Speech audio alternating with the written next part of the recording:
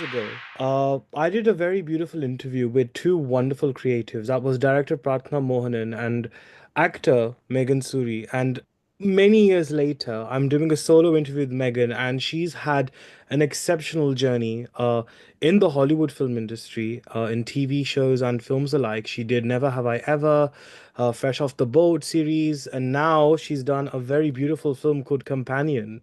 I mean, Megan, firstly, congratulations and thank you so much. It's so great to have you on our platform once again. That was very nice. Thank you so much. I'm so happy to be back. I mean, you know what? Companion was a very great, I mean, it was so enjoyable. It really was Notebook meets the Barbarian sort of film. And I really loved the way the two visions intertwined. I think for us Bollywood lovers, we've seen Teri Baaton Mein Aisa Uljha Jiya, and I feel like where that film ended and if it had a very twisted and dark turn, I think Companion is exactly how it would be. So I think for you, Megan, you auditioned for the role, and I think it was incredible the way you played it as well. How was the journey from then to the end product for you? Yeah, it's such a funny story.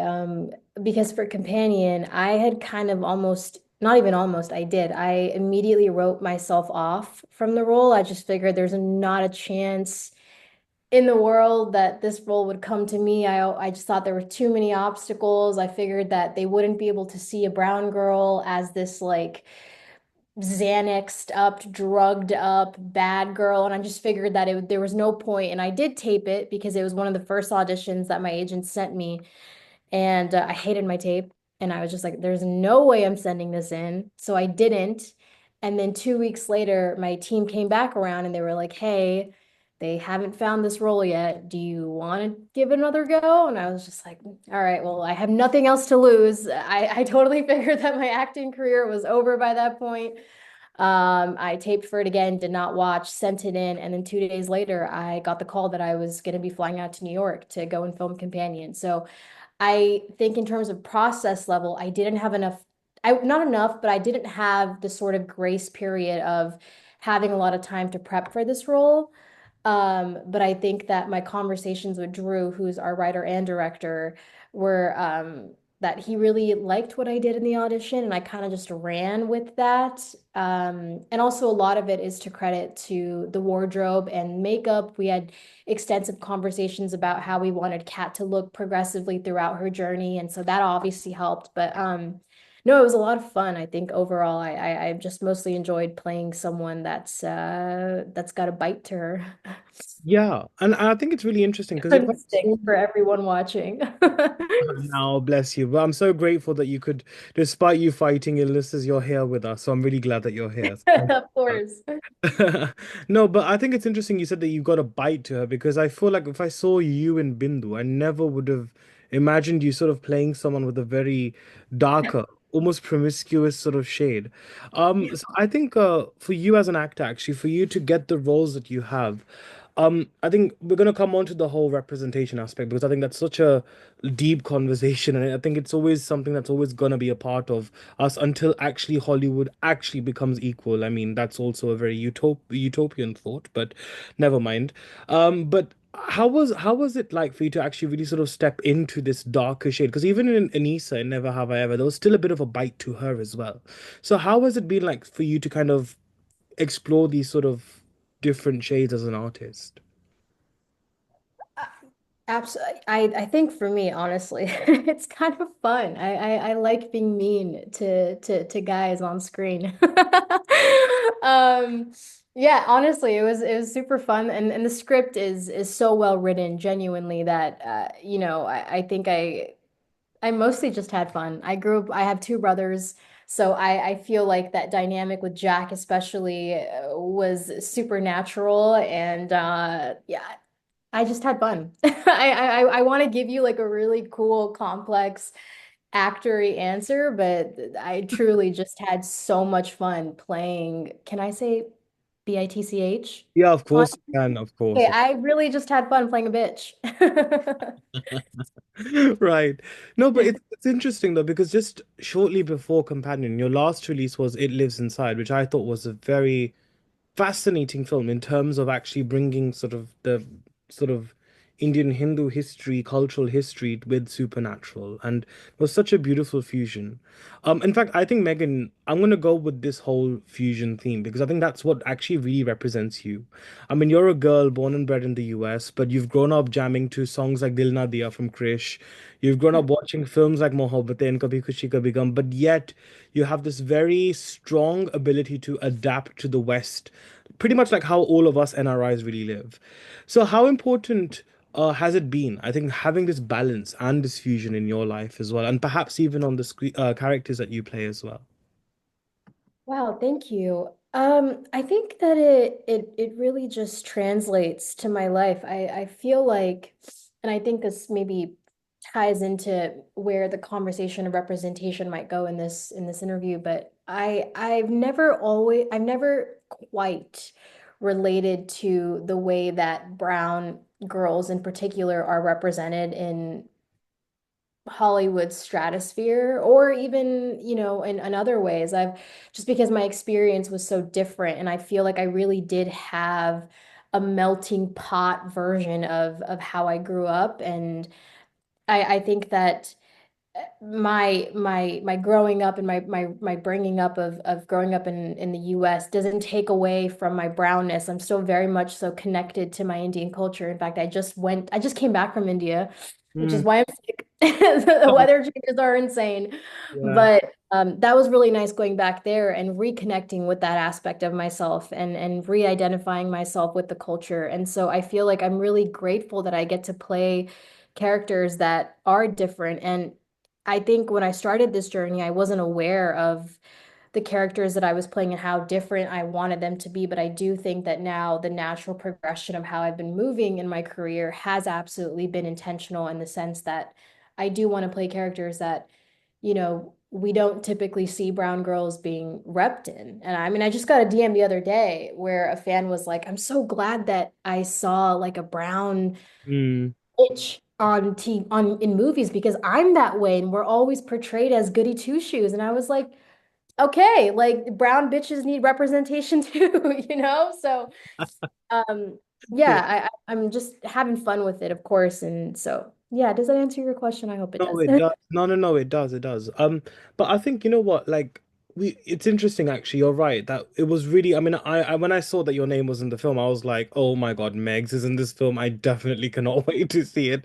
But Uh, I think it was nice as well because you see, at the same time, we want accurate representation, but at the same time, we don't want to be boxed in. It's like this very weird kind of dichotomy that we're kind of in at the moment, isn't it? It's like representation bhi chahiye, lekin stereotypes bhi nahi chahiye. So it's like, you know, period. how do you find yourself actually as an artist amongst this? Because I'm sure you must feel that way as well, where you want the accuracy, you want the cultural accuracy, but you also don't want to be, like you said, the goody two shoes as well on screen all the time. Yeah, and it's not to just minimize it again to goody two shoes, but absolutely, it is this like teetering line of, well, what is, and I think really what's been really helpful is even with Never Have I Ever, I think, a large portion of to that is that audiences want to see accurate rep, but they also do want to see different stories. Nobody wants to hear or see or watch or read the same story over and over again. And I think as an artist, as an actor, artist feels so like what? As an actor, I don't want to do the same thing over and over again. I think that's the exciting thing. One of the exciting things about being able to be an actor is I get to, explore different avenues. And so it's really just being intentional about the work that I'm trying to be a part of. And part of that is honestly like because there has been no path carved in Hollywood to navigate, at least the journey that I feel like I'm on currently. I'm figuring it out as I go, and I hope that by showcasing someone like, myself in Kat's position, a role that I had written myself off of before I even had a chance to audition for it. I hope that as we see more brown representation in these areas, that sort of idea of what we think brown girls are supposed to be in media or the line that we think that we're supposed to be, those boxes that we're supposed to be ticking off kind of just slowly erase away and that we can just actually play and have fun that I feel like our counterparts get to have, and they don't have to answer to these questions, um, in their thing. Not to like minimize the question, of course, but I just mean like, do you know what I mean? Like, Yeah, yeah, yeah. yeah, like I want to be an actor, you know what I mean? It's like be the change you want to see in the world, essentially, is what you're saying. I guess. No, I hear what you're saying, but I think, one thing that I have said, I'm sorry to kind of make it a bit serious, but I think this might be a really good kind of way to discuss. But I also feel that, the change, like you said, has to come from people who are in power. People who are, sort of the story makers, the one who kind of can, sort of zero in on projects. I think also, Megan, when you are, because obviously you're doing your best, obviously trying to do roles which are different, and obviously, but and you're not here to be an activist or to kind of be like, chalo, aaj main change lati hu. You're not doing that. You're just doing your job as an actor.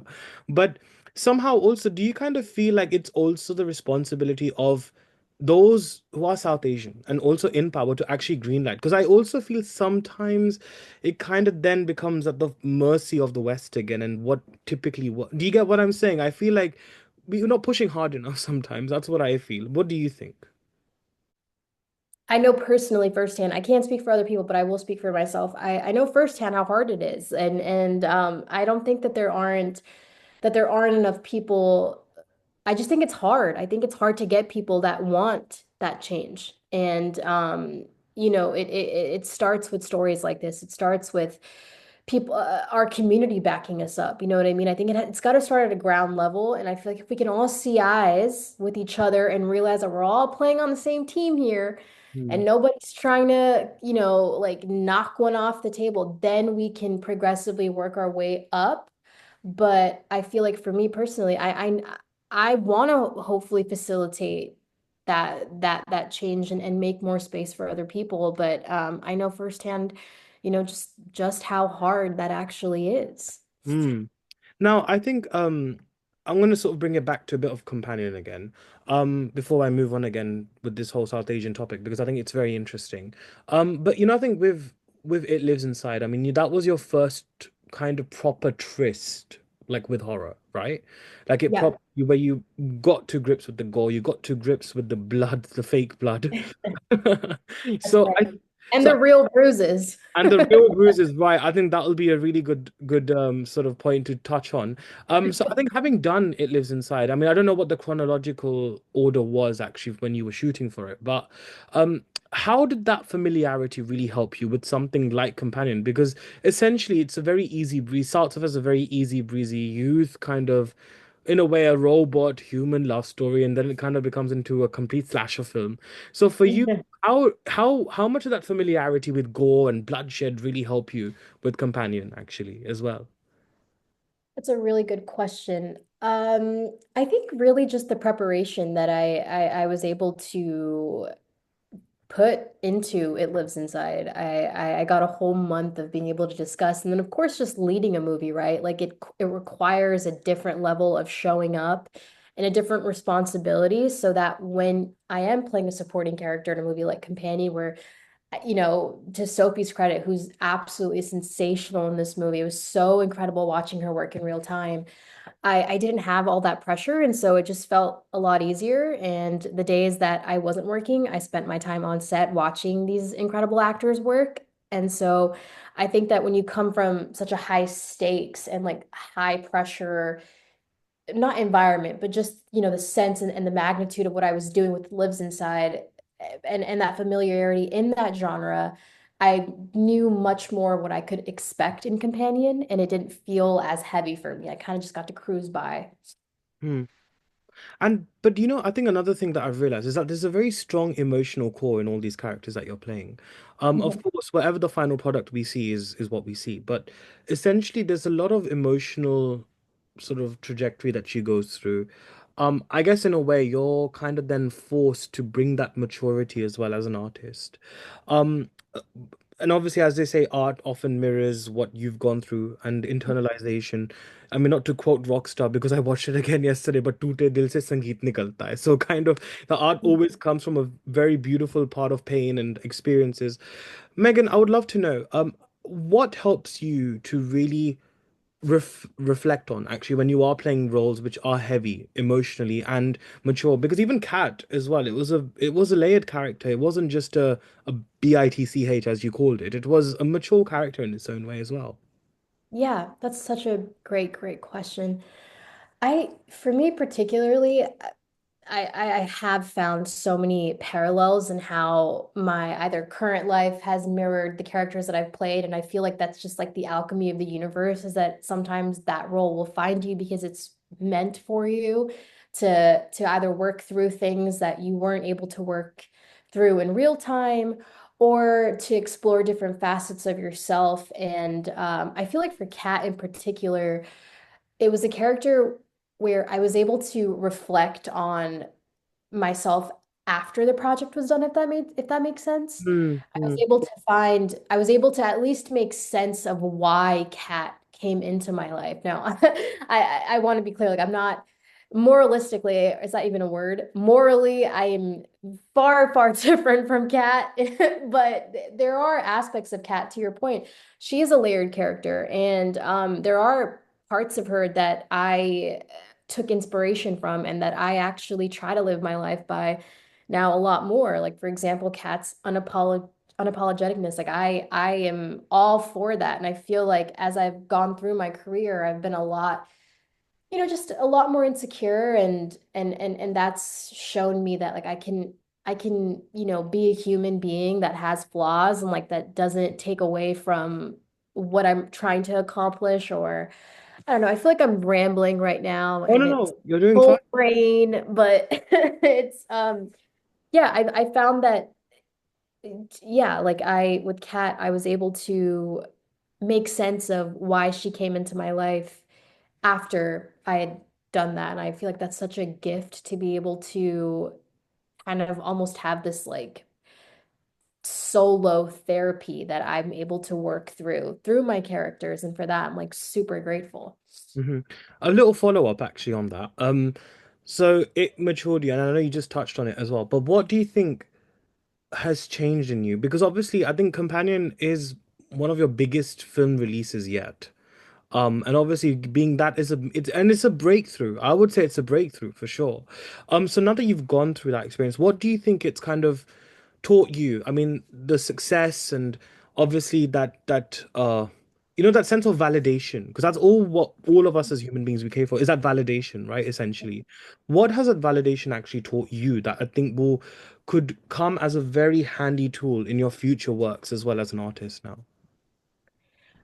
Well, I think for Kat, her greed was her demise. And so for me, I think that's reflective of the nature of the world that we're in. And I feel like if you let your ego get the best of you, and if you let these, aspirations that which are good to have, it's beautiful and it's powerful to have aspirations, but I think it's you have to have grounding. And I think that with validation, I mean, if I'm going to keep it a buck, like, of course, as an actor, like, I feel like, we're such insecure creatures that we're looking for validation at all points in life. I mean, I was on set with Drew just like after a take being like, did you like that? Like, was that okay?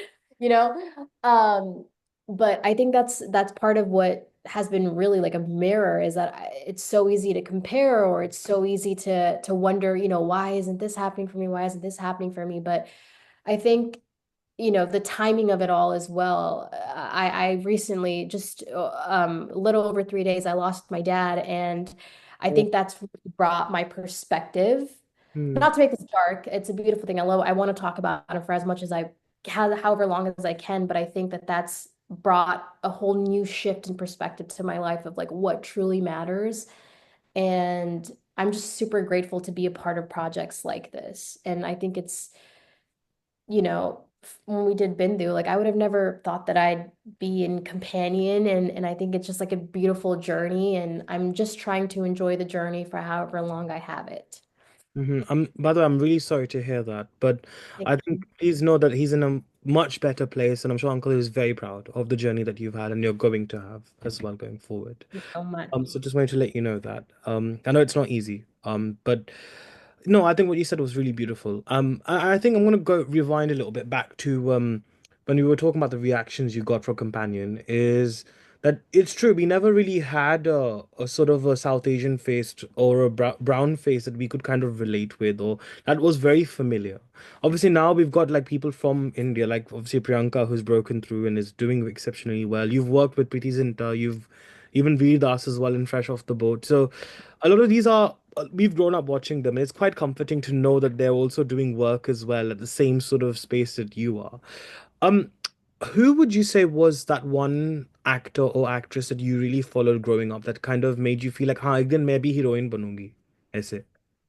Oh, I mean, honestly, I didn't ever think that I would be an actor. It was my dad that really like believed in me and pushed me to pursue acting, not in an overbearing way, but just like in a I think you can do this and you love to do this. So I don't know if I ever even fathomed that. But in terms of actresses that I loved, are we talking Bollywood or are we talking Hollywood? You can have both, either or. Okay. Whoever's really Okay. struck a chord with you is what matters. Okay. I mean, personally, I've said this for so long. I absolutely adore and respect the hell out of Amy Adams. I just feel like she's an actress. I can't sing, but she can do everything, and I'm obsessed with her.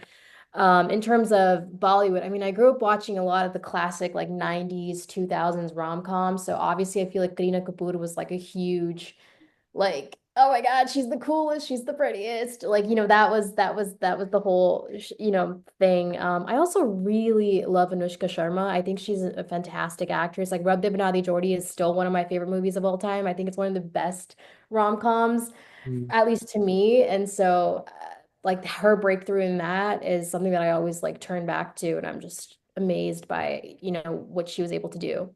mm. Oh Yeah. wow. What a great list of actors, man, to look up to. So great legacies also.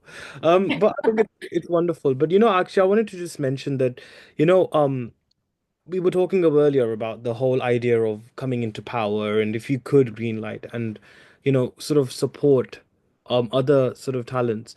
I think I don't want to make this into a typical यार तकलीफों से गुजरी हुई like you fought and acted as if you've literally had sword fighting and you've come and you've broken through. I know you've had your fair share of challenges, but I don't necessarily want to endorse or always just talk about that because it becomes very cliche. But Mm. I think now that you've kind of broken through and you kind of can look back at the journey that you've kind of had to get to this stage, I think what would you say to that younger Megan? And secondly, now that going forward, if you do get a chance to kind of get into a powerful position where you can actually sort of greenlight stuff, what changes would you like to make in the infrastructure of mainstream cinema and entertainment? Two big questions. Those are loaded questions. What would I tell my younger self? I don't, this is so terrible, but I don't know if I have anything worthwhile at a time. I feel like I'm still that younger self, like trapped in here somewhere, and I'm figuring it out as I go. But I think I would tell her that like it's this too shall pass. Hmm, The downsides of it, the sort of dips and the trap, like it's all, even the highs will be really high and the lows will be really low. And so to really like find my center and figure out that like keep myself grounded so that I'm not being affected by the wave. I'm rather just like riding it. And in terms of the second question, holy moly. It's so hard to say because I'm not yet in that position, but I really just want to, I would hope to keep being a part of stories and keep creating stories that eliminate any boxes that people have on what South Asian, brown women, brown girls, I want that to not exist. I want there to be a day where material comes my way or material comes another brown girl's way. And like Companion, I don't just write myself off because I think it's just, there's no way that this would ever come true. I want it to be a possibility that like, no, of course I can see myself in this. Or hmm. uh, yeah, I hope that answers that Yeah, question. yeah, no, no, no, very well said. No, for sure. But I think that's the problem, isn't it? Because I feel like for the longest amount of time, the West, honestly, like people are like, yeah, there's change happening, which there is, of course. Because the fact that we've seen you in a film like Companion is, of course, a testament to that change. But at the same Sure. time, अभी भी criteria tick boxing चलता है. They're like, अच्छा चलो LGBT क्या हो गया? अच्छा South Asian लोगों का हो गया? Everything. It's just like, it's a bit more than that, right? Like it's a bit more Yeah. than criteria and a tick box. I think Yeah. that system needs to change, I feel, as well, right? Yeah. Yeah. Yeah. And I mean, like, how does that change? You know what I mean? Like, how do we get to how do we make that change happen? I think it's really beautiful that, we are seeing more diverse faces and stories, but I mean, I wouldn't know the first way of how to, and that's why I feel like this is my version. This is my way of hopefully trying to carve that path and like, you know, get rid of some of those ideas of what the people that are making these movies and stuff have. And that's why, like to your point, Companion was such a shock to me because I didn't feel like I was ticking any of those boxes. I just felt like I was cast because like it had nothing to do with my brownness as an identity being an integral part to the story. I just kind of got to play a somewhat unlikable character. Yeah, no, definitely. But I think also like going forward, what sort of areas or territories would you like to now explore as an actor? What territories would I like to explore next? I hopefully just want to keep being a part of interesting stories and working with really cool people that I feel like I can trust, and I'm intrigued by their creative direction. If I really had to like put a genre out there, I feel like I want to keep exploring genres that I haven't yet been a part of. That's really fun to me. But I would love to dip my toes into action. That's always been something that I've wanted to do. So hopefully something along the horizon will show up and the universe will make something happen in that direction. I think Megan, on a parting note, I think what I'm gonna say, because obviously you did share a very personal loss that you faced. This vulnerability in you right now, what you're going through right now, I think that will be your greatest strength also as an artist. Because you can use that as a reference point in your life. The memories, everything that you've had will be there. Yeah, And always remember that your dad is definitely watching and he's always really proud of you. So just wanted to let you know that. thank Um, you so much. That's very sweet.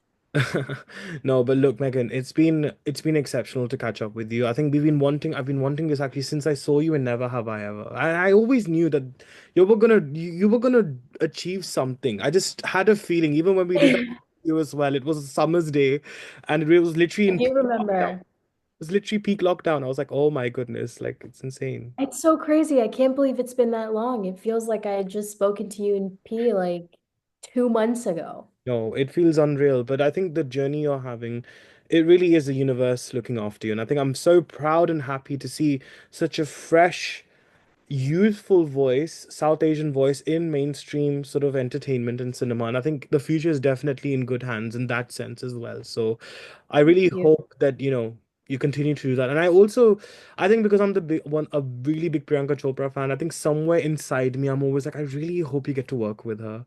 So I I really so too. I love Priyanka Chopra. Let's make it happen, Priyanka, if you're watching. Yeah, definitely. Well, hopefully her fans will definitely see this, and hopefully PC will see this as well. But no, but thank you so much, Megan, for joining me, and I hope you wishing you a very speedy recovery, and can't wait to see you Me big screen too. again. All Yeah, right. and before we part, I do want to say, like, to you being so complimentary about my journey, I think it's been really awesome to watch you also grow. Oh, I think thank it's been you. really cool. No, no, like genuinely, I'm seeing a lot of the people that you interview, and I'm like, yes, good for you. Good for you. And thank you for asking really smart, interesting questions. Thank you. God is very kind. I think we're very lucky to have His support. So if it wasn't for God, I don't think any of this would have happened. So we're just very lucky, I think, to have that spiritual sort of guidance. I think all of us. So may we continue, I guess, in our little escapades in this crazy jungle of entertainment and me. In this crazy life. Absolutely. No, wonderful. All right. Thank you, Megan. Thank you so much. Thank you. Catch you Thank later. you so much. It was so great to talk to you again.